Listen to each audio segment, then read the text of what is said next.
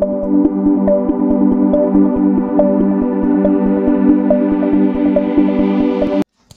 this video, I'm gonna tell you how you can fix if your Instagram story is stuck at a point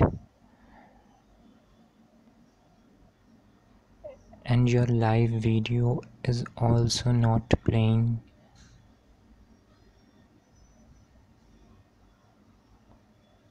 Then you have to follow these steps.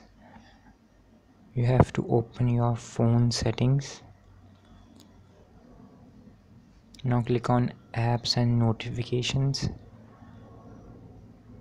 app infos, and browse to Instagram.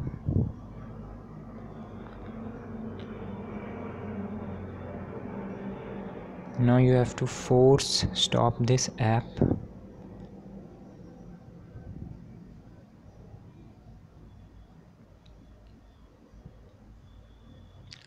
and clear the cache memory.